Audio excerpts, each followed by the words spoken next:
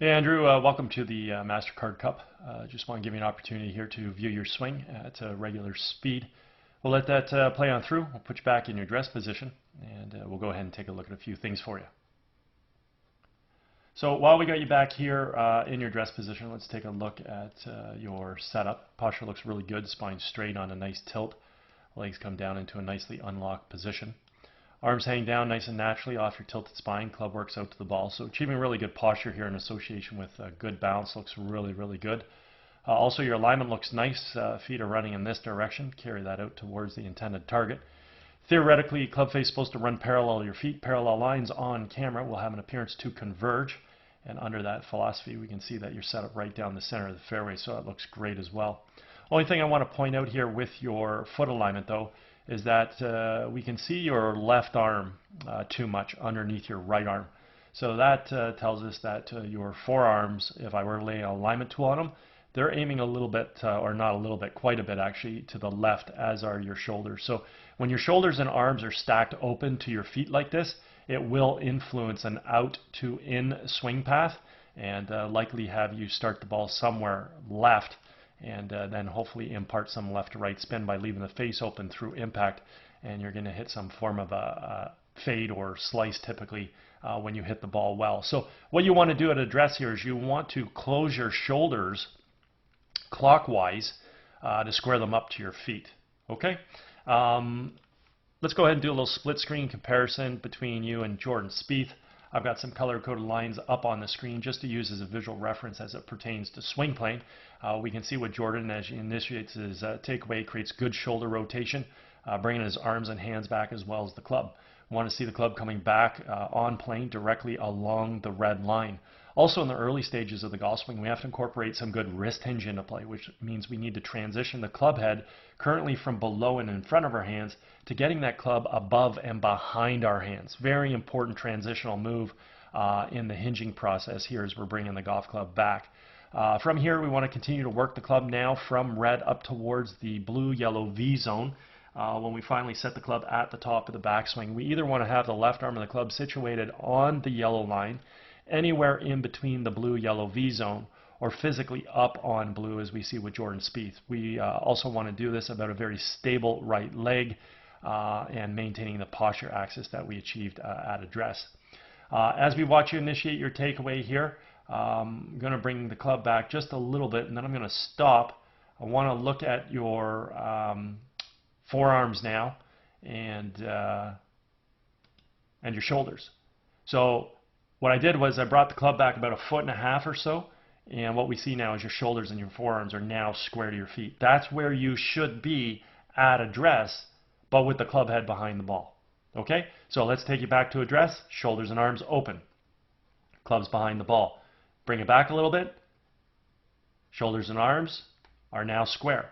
So that's what I mean. You want to turn your shoulders and your arms clockwise at address with the club behind the ball to get you in a square position. Okay, that way it won't help influence an out to in swing path. Okay, now incredibly, with your slight openness at address, you don't have a tendency of taking your arms and your club outside of the swing plane. So you're actually bringing the golf club back very, very nicely on plane here. It looks really, really good.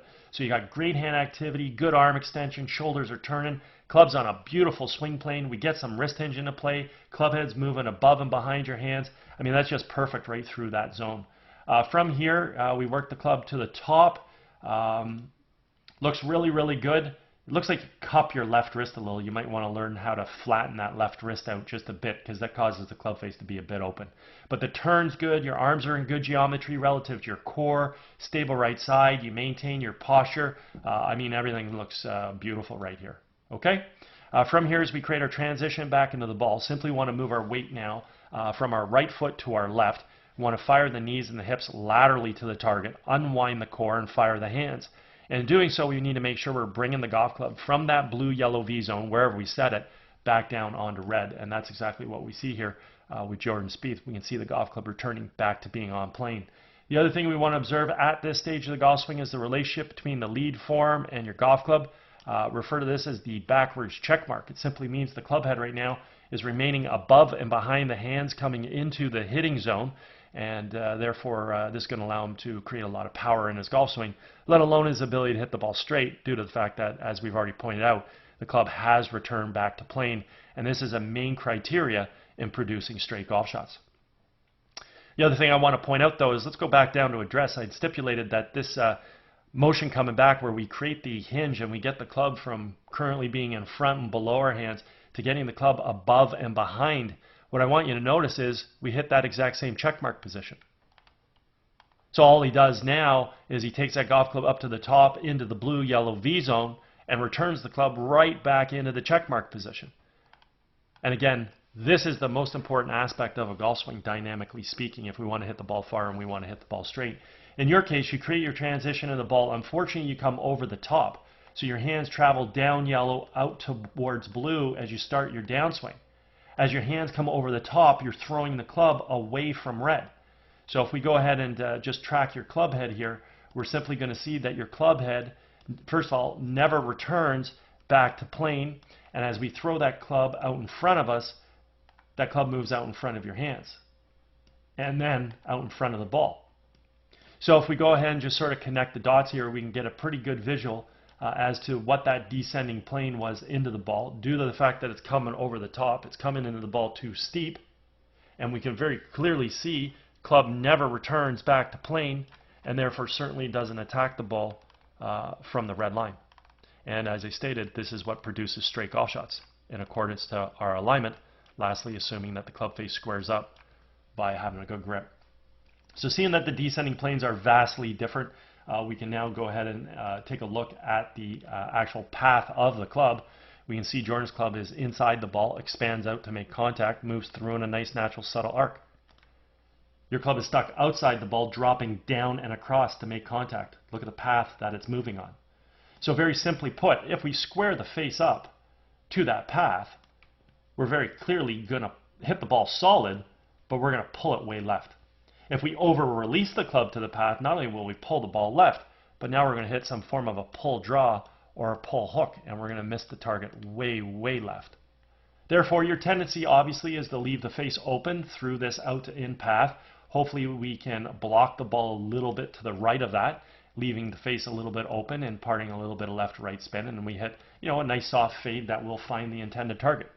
If we happen to leave the club face too open to the same path, incredibly, we can start the ball even further right, even though we're swinging way left. At that point in time, we need to realize the face was massively open. We're imparting way too much left to right spin, and we're going to hit a block slice. So the end result of your golf shot is dictated based on the timing of the club face. Because the club is coming from outside, striking the ball, moving to the inside, if we square the face up, it will follow red. Over-release the club, continues down the smaller red arrows. Leave it wide open, follows blue. Time it properly, follows yellow, and everything turns out. Right now, I want to pay attention to your footwork right now. Your right heel's off the ground, looks great. Let's see if you carry on with that footwork and carry yourself through to a good finish, and you do. So that's fantastic. Overall, you got some really nice athletic characteristics with your golf swing. Your hands work really, really well. They come back, and they fire through. Your core works well. You coil, you uncoil. You got great footwork, allowing you to get through to a really good finish. Your posture, your balance is amazing. Your alignment looks really good. Need to square your arms and shoulders up to your feet, though, at address to help reduce this out to in path that you're creating. And then ultimately, once you square your shoulders and arms, however much we didn't reduce that out to in path, we do need to figure out how to bring this golf club in from on plane right here. Because this over-the-top move is just wreaking a lot of havoc on your golf shots and your left to right tendencies. In this particular swing, your club face did square up. If we bring that back, we can see the club face squaring up to the out to in path. We can see the ball heading left in the direction of where you're swinging. I think, do we lose it after that frame? We do. So I can mark the club head here. We can see the ball right at the tip of that arrow. Then we lose it sort of in the sky. But the ball is headed left. And like I said, if the club face squared up, it's going to stay left, over-release it, too far left, leave it a little open, we'll fade back, leave it too open, going too far right. So unfortunately, this just requires way too much timing on your part in order to hit that nice butter fade that comes back to the right and finds the intended target. Okay?